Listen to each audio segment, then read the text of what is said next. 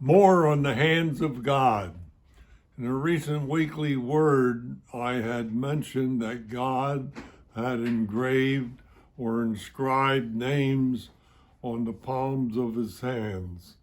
Today, I will cover that fascinating story from the Old Testament, the Bible. But first, as we know, that when we hold hands with someone close to us or those that we love, we talk, we listen, and we share information with each other. That's somewhat like this biblical story is about. We had to go back to the Isaiah chapter 49 to get the full story. So let's do that. Isaiah 49 talks about God's light to the Gentiles.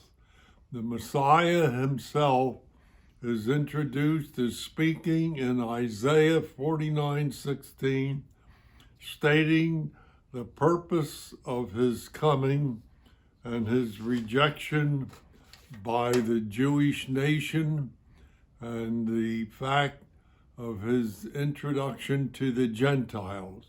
In Isaiah 49:1, he calls the nations of the whole world to hear what he has to say. In talking with his favored nation Zion, in verse 14, God says he has forsaken and forgotten them. Then in verse 15, God says that he will remember them forever. Verse 16 assures them otherwise, as God tells Zion, quote, "See, I have inscribed you on the palms of my hands. Your walls are continually before me." Biblical translators and commentator Robert Lodge suggests that there was some practice common among the Jews at that time of making marks on their hands or arms by punctures on the skin. That's why God did what he did or said what he said.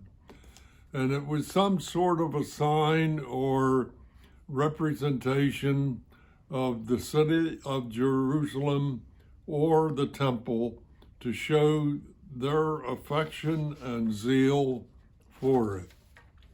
Then in verse 22, God tells Zion what he will do. Quote, "Thus saith the Lord God, behold, I will lift up mine hand to the Gentiles and set up my standard to the people. And they will bring their sons in their arms, and their daughters shall be carried upon their shoulders."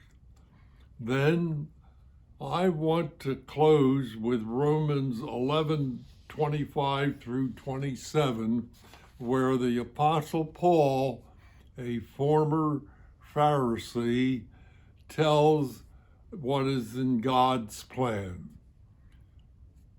Paul feels it is important to the words that you are about to hear, that I say based on Isaiah 49:25, so that you may not claim to be wiser than you are, brothers and sisters. I want you to understand this mystery. A hardening has come upon part of Israel until the full number of the Gentiles has come in. And so all Israel will be saved, as it is written, "Out of Zion will come the deliverer. He will banish ungodliness from Jacob."